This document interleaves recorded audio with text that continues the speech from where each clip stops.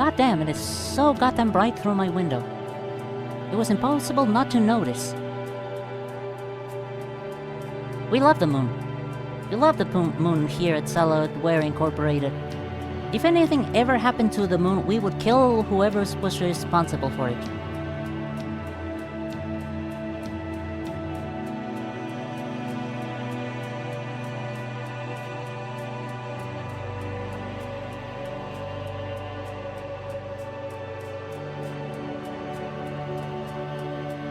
The lyric from a gorilla song saying that there's a billboard on the moon is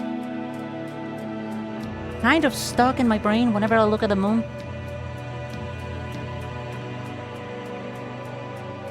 You can guarantee that somebody would be burnt alive if somehow somebody placed an advertisement over the moon.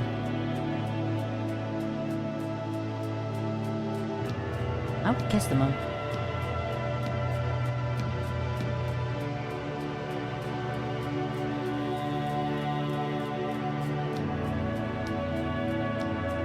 Who made the moon that pulchritudinous silver?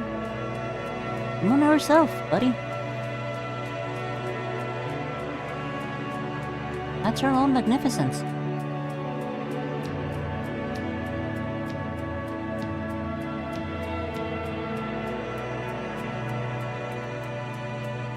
God, sometimes when it's coming up over the horizon and it gets super fucking big for some reason.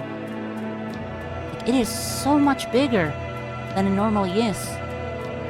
I don't know if it's a common occurrence or what. It happened where I was much younger on holiday in Florida.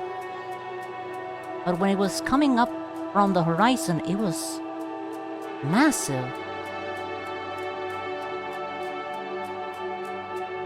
Beautiful orange color as well.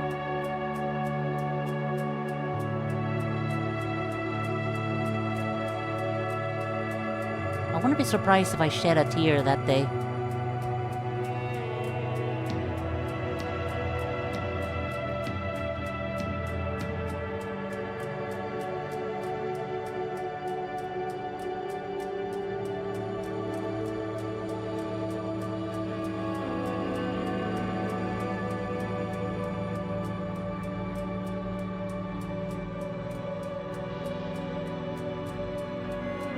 I don't see the moon out here much. You do get a lovely view of the stars this far out from many towns, though. I still look up and see, because I know so many others can't get the view.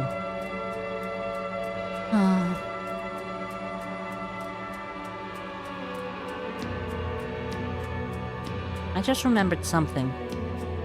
Like, I don't know if these are like what people call core memories, but you know in Earthbound, there's 7 spots in the world that are very important to the planet, or something like that. Like this spot in particular, this spot in the world is very important. I think I found 2 of them for me. One of them is in Bariloche.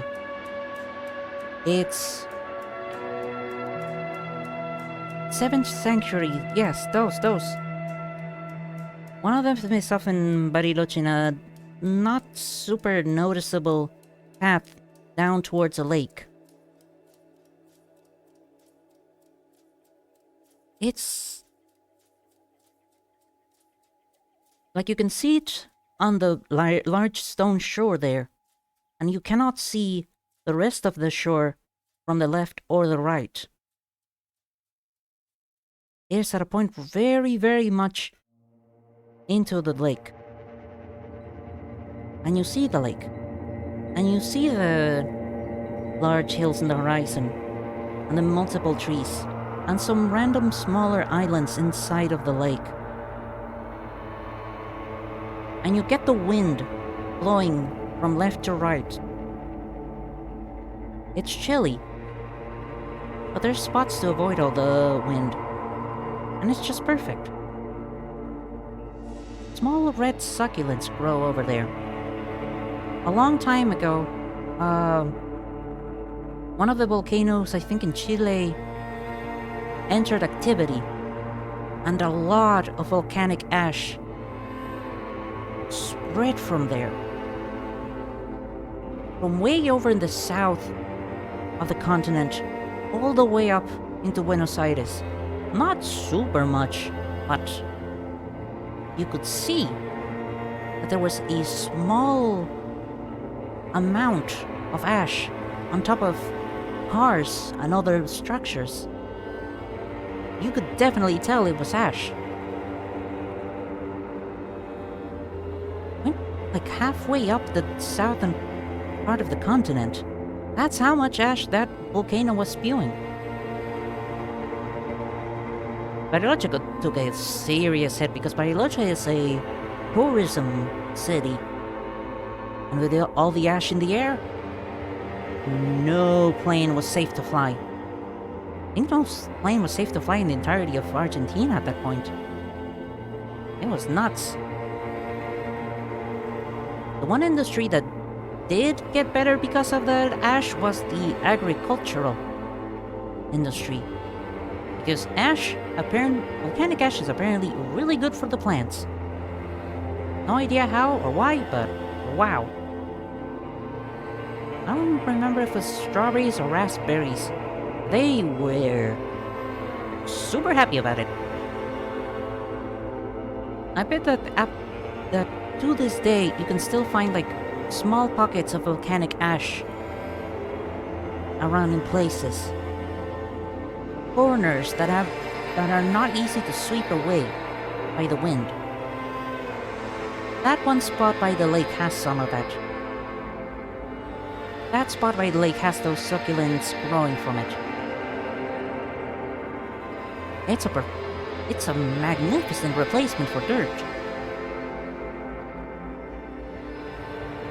God, the photos that people took of it.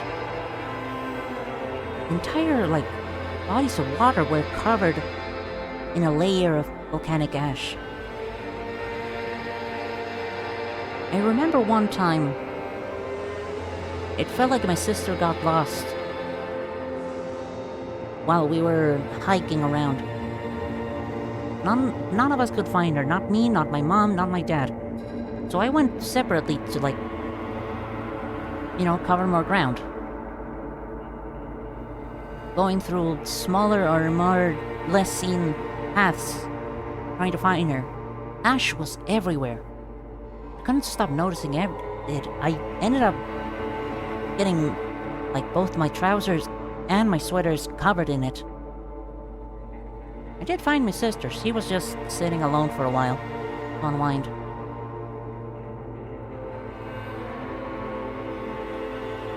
It must have been a weird sight when my parents saw us both.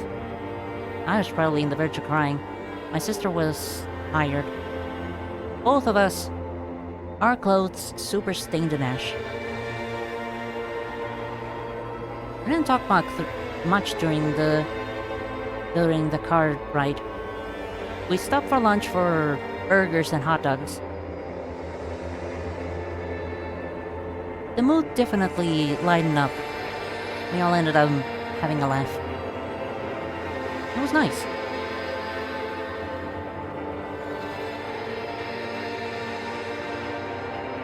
God, my second sanctuary spot is somewhere in the north of the country. Apparently there's multiple places called the Devil's Throat. Is that a thing? Probably. This place was fucking wild. It's like the ground opened up and got torn apart. And you could see the multiple layers of the earth, of the stones, across the walls. Like, you could see there were layers. They even had different colorations by the different types of stones there. And the weirdest part, they were all angled. They weren't like straight perpendicular in horizontal lines. They were diagonals. From a point of view, if you looked slightly upwards, it felt like they were all going in a perfect horizontal line. And that you were standing at a weird angle. It was a marvelous, sight. Like a brain trying to trick you.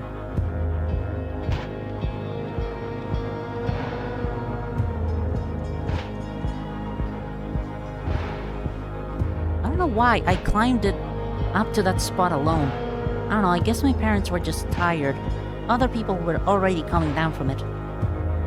It's spots when you're alone and you can witness the beauty of the world that really mark themselves into your mind.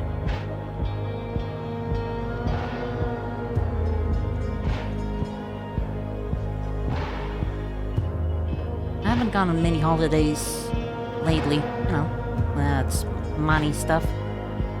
I wonder if I keep exploring the world, I'm gonna find even more of my own sanctuary spots. I sure hope so. World's big. World's full of beauties. People usually make lists, but they're not gonna beat my own list. Gotta be personal. You gotta find your own little spots in the world. Go find your own sanctuary spots. That's gonna do your soul a lot of good.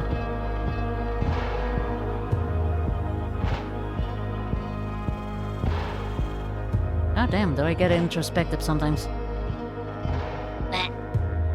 And slouch on my chair immensely. Ow, my back. Jesus Christ. This shrimpify.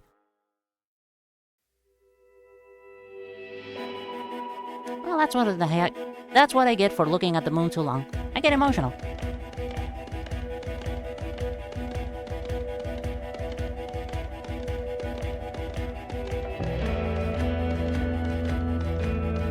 I also write a lot of that stuff. It's important to write stuff. It's important to keep like a journal or something. I have like a lot of little notebooks. A lot of journal entries like that spread amongst all of them. That's why I always keep all of them. It's a massive fire hazard.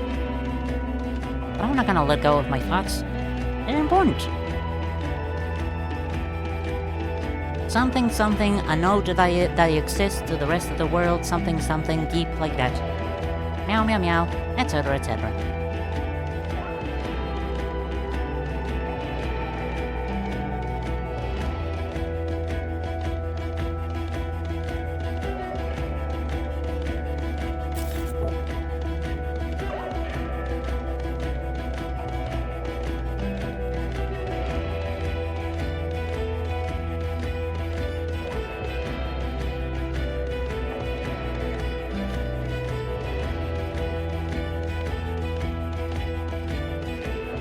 Wow, I could really get super emotional by just recalling even more stuff. Let's put a pin on it. No need to cry. No need to cry tonight. Especially not the Precinct 41 Major Crime Unit. Actually, I'm not gonna talk about this Coliseum. That game also made me cry a couple of times. Wow, do I cry. I cry all the time in this institution. That's right, we're doing demo days.